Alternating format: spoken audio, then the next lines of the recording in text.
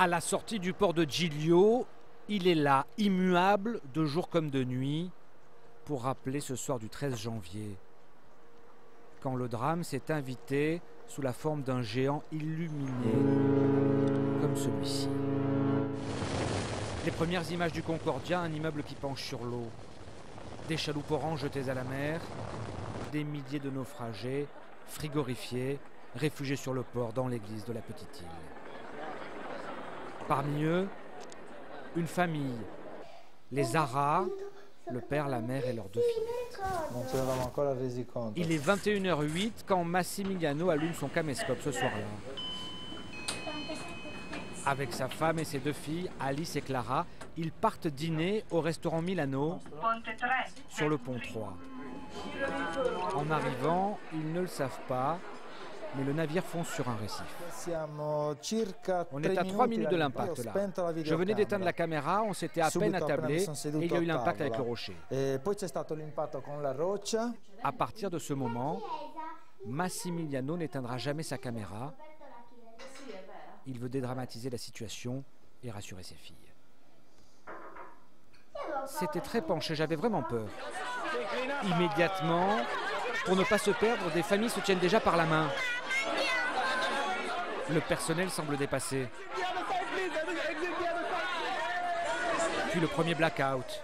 La lumière s'éteint. Elle se rallume ensuite. Sur la bande, on entend Massimiliano qui essaie de tranquilliser sa famille. Calma, non è successo niente, tesoro. Les membres de l'équipage ont fait sortir une partie des passagers sur le côté. Et nous, ils nous ont dit de monter vers les ponts supérieurs et on est quasiment monté tout en haut. Du pont supérieur, on aperçoit la côte. Ça ne suffit pas à rassurer Alice et Clara. Amore, non è niente. Non allontanarti da noi, eh? Te lo chiedo per cortesia perché io non so Vogliono dirmi perché sto fumando. Dans les haut-parleurs, un officier affirme que la situation est sous contrôle. Mais même les enfants ne sont pas dupes. Mais pourquoi les fenêtres sont penchées? C'était pas comme ça tout à l'heure. Il commençait à y avoir un climat de terreur général. Nous, on cherchait à calmer les filles. Dans le noir, le paquebot est un labyrinthe, un piège pour les passagers. Le pire, c'est qu'on a dû avancer dans la pénombre, descendre les escaliers, monter. On a franchi des portes au hasard, on aurait très bien pu se tromper de chemin.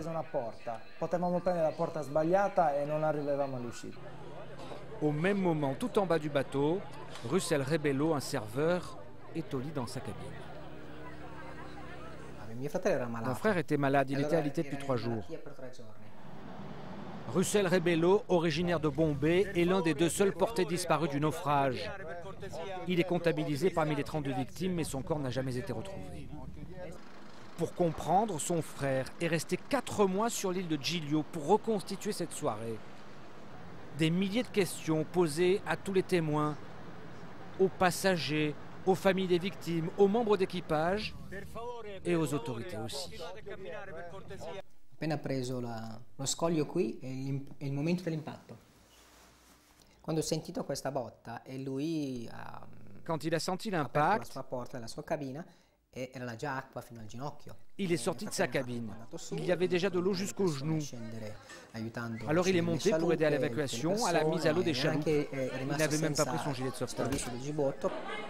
Des témoins ont raconté que Russell Rebello va aider à évacuer les passagers toute la nuit. Mais l'inclinaison du Concordia est de plus en plus forte. Et à bord, il est de plus en plus difficile de se déplacer. Regardez ces images tournées par d'autres passagers. Le sol est totalement penché.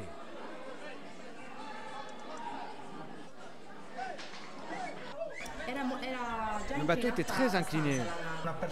Une personne âgée ou avec des talons ne pouvait plus rester debout. Le Concordia est maintenant inondé aux 2/3.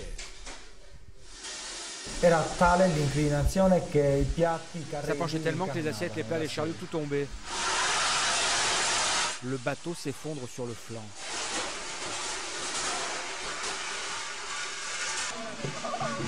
Les chaloupes en cours de mise à l'eau cognent contre la coque. C'est la panique. Mais Russell Rebello est toujours à bord. Et ceux qui sont à côté de lui vont raconter ses dernières minutes à son frère.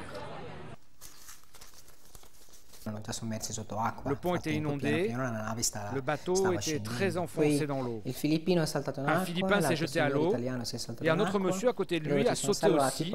Ils ont pu se sauver, mais ils n'ont plus revu mon frère. Sur le port de Giglio, 4000 passagers et membres d'équipage débarquent hébétés.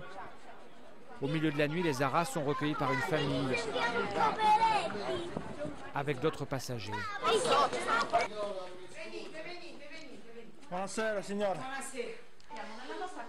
C'est Fabio qui les a guidés cette nuit-là pour les emmener au chaud.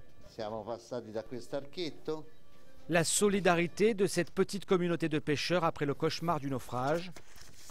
Un an après, il en reçoit encore des lettres de remerciement, des courriers dans lesquels beaucoup disent en revanche que le souvenir est bien trop douloureux et qu'ils ne reviendront pas sur l'île pour célébrer le premier anniversaire du drame.